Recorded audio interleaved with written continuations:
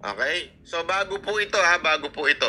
Linawin na Senado pa rin ang mangunguna sa pag-amyenda sa saligang batas. Dapat kaninang 1:00 ng hapon, bubuuhin ang Kamara bilang Committee of the Whole para talakayin ang resolution of both Houses 7 para sa economic charter change sa pamamagitan ng Constituent Assembly.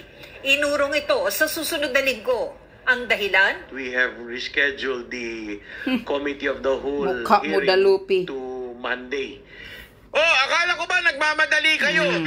Kaya nga, hindi na makapaghintay. Di ba minamadali nyo yung Senado? Yung kayo pala, pamove pa eh. Dapat, pag didinggin na nila yan, nung isang araw, bakit nila hindi dininig? Alam nyo kung bakit? Nagbigay ng statement yung presidente. Sabi niya, Senate will lead. Ang linaw dun, Senate will lead. Hoy, Dalipe, are you listening? O are you deaf? Sabi ng Pangulo, Senate will lead. Nauntog ang ulo ni BBM. Ganyan na nangyari dyan. Kaya nakapagsalita. Sinabi ng Pangulo ng umaga, Senate will lead. Dapat meron silang hearing. Nung hapon na yon, bigla nilang pinuspone. Siguro, hihimas-himasin pa.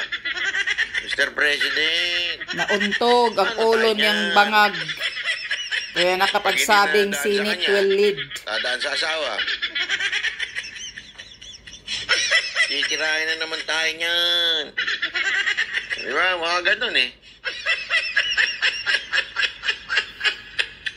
Alam mo kaya nga paulit-ulit ko sinasabi sa inyo, yan ang mga nakakasira sa presidente. Itong mga amoyong na congressman. Yung mga amoyong na ganyan. Di ba? O kita nyo ngayon biglang na-cancel. Akala ko ba madali-madali kayo sa Senado? Bilisan nyo. Ano ba talaga? Yes or no? Paganyan-ganyan pa kayo? Yeah, it is for the reason that wala pala kayong yag. We have already been inviting the resource persons and they'll be available on Monday. Mas mabilis daw kung... So hindi daw available yung resources, mga resources nila, yung mga witness nila. Puwehe. Committee of the Whole ang tatalakay sa RBH 7 kesa regular hearing ng House Committee on Constitutional Amendments. Umaasa ang ilang kongresista na aprobado na ito bago sila magbakasyon para sa Semana Santa sa March 23. Sabi ng mga kongresista, parehong-pareho ang RBH 7 ng Kamara sa RBH 6 ng Senado. Pero kung magkaiba ang aaprubahan ng Senado at Kamara, handa kaya ang Kamara na sundin na lang ang aaprubahan ng Senado? Handa ba ang Kamara na sundin ng Senado? Para mailusot na ang tsa-tsa? Yan ang nakakatakot. It will expedite things to make things faster because even in previous conversations with the Speaker, masaya na nga kami. Even the House leadership and the other members of Congress, masaya na kami sa nangyayari ngayon na pinag-uusapan na to, pinagdedebatehan na to sa... Huwag nyo kami lokohin. Sinungaling. Masaya. Kulang na lang Pahiya kasi kayo. Sa nangyayari sa Senate hearing eh. Kaya nga, pahiya kasi kayo mga congressman. Masaya kayo? Dahil nagsasalita na si Bangag na Senate will lead, kaya napahiya na kayo. Kasi ngayon sabi, parang na lang sila. Hindi, tuwan-tuwa nga kami kasi pinag-uusapan ngayon itong tsa-tsa eh.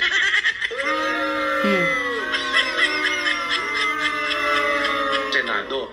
It's a start. Kung si Senate President Juan Miguel Zubiri ang tatanungin, mas maigi raw kung i-adopt. So therefore, the SMNI must inform the Congress about the transfer of owners. Ang sakit mo talaga sa bangs.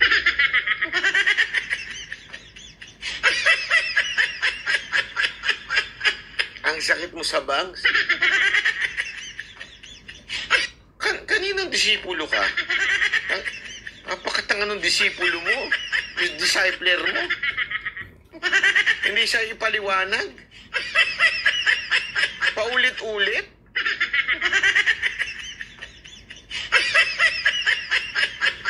Paulit-ulit. Sinabi na nga yung simbahan eh. So kung magpalit yun, hindi yun kailangan inform. Bakit mo i-inform ang Congress? Tanga naman. Oh, kalma. Baby, kalma.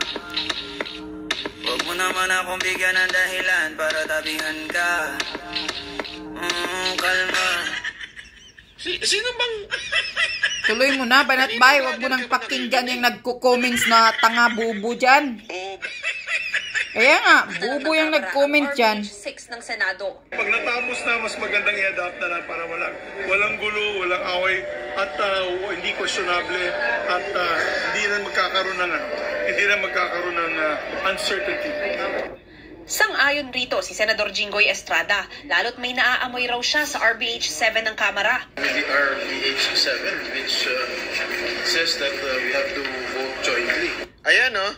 Alam mo, maganda tong sinabi ni Jinggoy sa part na to. Bakit to?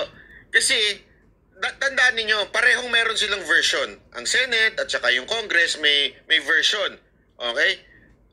Pinagpipilitan pa rin nila itong mga dila sa puwit ni Romualdez, pinagpipilitan nilang masunod sila dun sa version nila. Okay? Nagsalita ang presidente.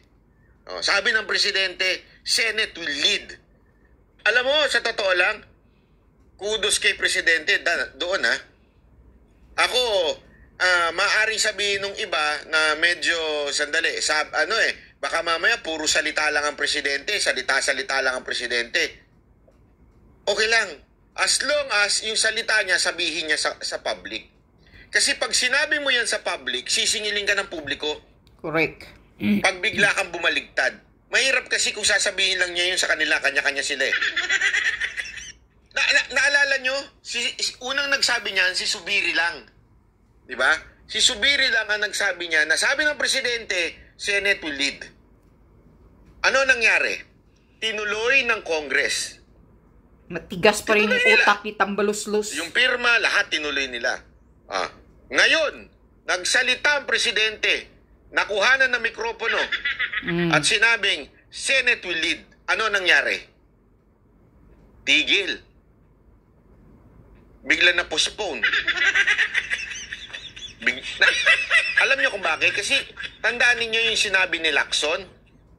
Yung sinabi ni Lacson na minsan, yung ibang mga congressman, hindi naman alam ang nangyayari sa taas. Kaya nga, utos lang ni Tambaluslos sa kanila yun. Hindi nila alam. Gawa-gawa lang ni Tamba. So hindi nila alam kung ano ba talaga ang gusto. Correct. Diba? Ano ba nangyayari? Kahit sila naguguluhan. Tama, mali. Ngayon, to set the record, kailangan magsalita ng presidente. Nung nagsalita ng presidente, syempre public na yon, nasa news yun. Lahat ngayon ng mga kongresista, nakita, andali, hindi na tayo pwede sumuway dyan. Sinabi na ng presidente. Mawawalan ngayon sila ng, kaya nga tinan mo, biglang bumaluktot bigla yung biglang naputulan ng buntot kunti ang mga congressman na nagsasalita si Bangag. Kasi nung sinabi ni Subiri na sabi ng presidente kami mag-lead, walang sumunod Pero nung nakita na mikroponohan si presidente na Senate will lead, biglang nataranta mga walang niya. Kaya nga, yun. Naputulan ng buntot ang mga walang iyang congressman. Because of that, maniwala kayo, ako, nagustuhan ko yung bitaw ni kasi yun yung hinihingi natin Mr. President, kaya nga, that's what we are asking from you. Magsasalita ka kasi. If you are not involved dito sa ganitong kawalangyaan na ginagawa ng Kamara, di ba? Sabihin ninyo in public. Correct. Huwag magbangag-bangag lagi. Whether sumunod o hindi sumunod si Tamba, mayayanig na kasi yung ibang mga kasamahan niya Medyo magagano na. Sandali. Iba sinabi ng presidente bakit hindi kayo sumusunod? Correct. Medyo magagano na. Tandaan nyo yung iba, kasi labanan niya ng propaganda Hindi, sasabihin ng leadership ng, kunwari, doon sinabi ni Senate President, sabi ng presidente, kami na masusunod.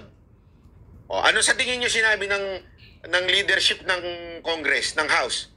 Sigurado ako sinabi nila, hindi, huwag ka nasa amin to. Huwag kayo mag-alala. Kaming bahala. Kaya nga. Kausap namin yung presidente. Hindi, joke lang yun, joke. So tayo, tuloy lang laban natin, tuloy lang. Diba? Tuloy lang laban natin, tuloy lang. So sila, tuloy-tuloy. Problema, nagsalita na in public. Wala na. Ibig sabihin, finish na. Period na. Kaya nga tinan nyo, nagbago sila ng... Isipin nyo, with the words of the President, biglang nagbago sila ng linya. Ano na? Hindi, sa amin naman okay na Okay na kung yan ang makakatulong para mapabilisan ang pagbabago ng konstitusyon. Okay na yan kahit sila na. Lumusot pa rin. Gusto pa rin lumusot ng kamera. Di ba?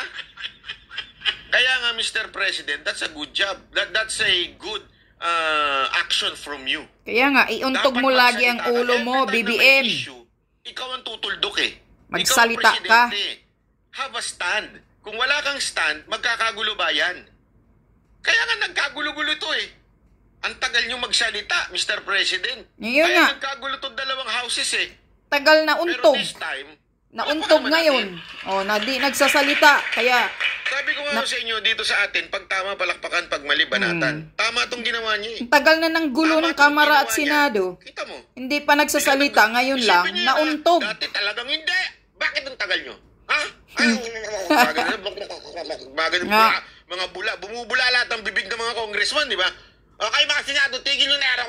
Mga dila puwit kay Tambaluslos. Senate will lead. Alam mo, maganda yan As long as matuloy natin yan ha? Ang importante maayos ng konstitusyon. Naghahanap pa rin ng rason ng Kamara. Change of mind. Diba? Ito pa maganda. Dito sa sinabi ni Jinggoy, may nakita siya doon sa RB 87 ng House. Nakita niya, nasilip niya, we have to vote jointly. Tingnan mo mga tarantado rin Yan nga yung pinag-aawayan doon sa pirma. Doon sa pirma, doon sa People's Initiative. Ang pinag-aawayan dyan, yung issue ng vote jointly. Nakakatakot yun. Alam na nga yun. nilang nabibwisit ang mga senador dyan. Kaya nga. Inilagay pa nila doon sa RB 87 na sarili nilang version compared doon sa version ng Senate na sinasabing they will vote separately. Dito, sinasabi ni Jinggoy, bakit magkasama doon sa... Kita nyo kung gaano kagago ang Kamara? Yung mga talaga, Yan ang tinutulan sa People's Initiative. Kamara. Ginawa pang... Inilagay pa doon sa bill na pinapapasa nila. Pambihira talaga. Yun naman, magaling sa insertion ang Kamara Mahilig mag-insert ng kung ano-ano Budol tong Kamara no? Billion nga ini-insert. Because the essence of bicameralism will not be enforced. That's the case. Ngayong nagsalita na ang Pangulo, wala na raw talaga ang People's Initiative, sabi ng ilang senador. Yours, I'm concerned, the PIs. Burahin nyo na. Comelec, ang People's Initiative na pinirmahan ng mga tao dyan. Hindi, alam mo, kahit sinong commentator, yung mga matitino wag yung mga vlogger na panatiko. Kasi may mga vlogger na anti lang talaga. Pati si Christy Permin, ginawang... Pinag-iinitan na si Christy Permin. Grabe. Napapamura talaga ako pag... Alam mo kasi nakakasira ng diskarte yung ganyan Hindi tayo dapat ganun. Okay, yan. Ngayon, bago na untog, ngayon lang siguro na untog or kung kahapon ba yung salita ni BBM na Senate will lead para matapos na itong gusto ng mga Kamara.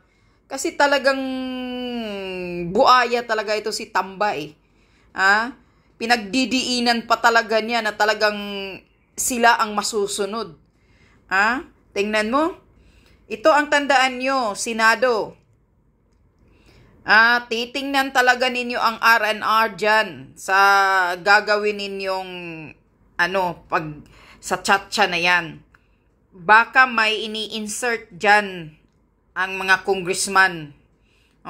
Kita nyo, sabi ni Jinggoy Estrada, may nakita siya doon na nakapasok, nilagay pa doon na join sila ng pagbuto, ang Kamara o ang Senado. Talaga namang matatalo ang Senado.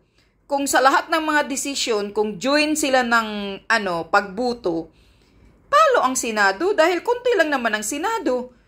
Ang congressman, marami sila.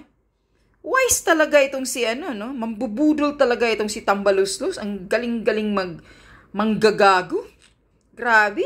O, tingnan nyo yung nangyayari sa akap-akap ko, no? Na 26.7 billion ba yun? Na ini-insert? Pati ang mga senador nagtataka kung paano nakapasok yung pera na yan, yung budget na yan. Tingnan nyo. Sa laki-laking halaga, ini-insert nila. Na walang alam ang senador. Kahit man sasabihin, oo, nakapirma ang iba dyan. Si Amy Marcos nakapirma daw. Pero malay ba, baka pagpirma ni Amy, wala pa yun. Hindi natin alam. Ngayon, nakikita na natin kung gaano ka-tricky, mga wise, marunong itong kamera talaga. Kasi nakita ni Jinggoy na yung magsama daw ng pagbuto.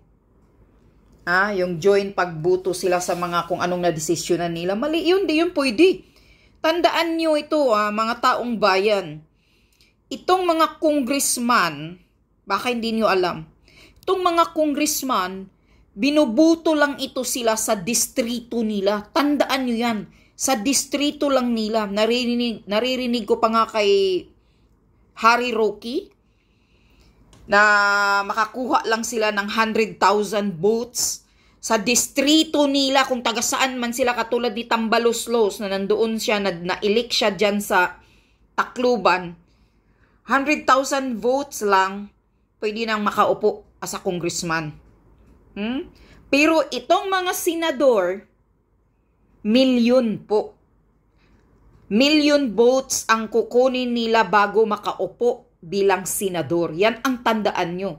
Tapos parang inaapi-api ng mga congressman. Inaapi-api ni Tambaloslos dahil siya ang nakaupo na assign na speaker. Ang kapal ng mukha mo, Tambaloslos. Hindi ka naman binuto ng taong bayan. Ina-appoint ka lang ni BBM dyan bilang House Speaker ng Kamara. Tapos naghari-harian ka na.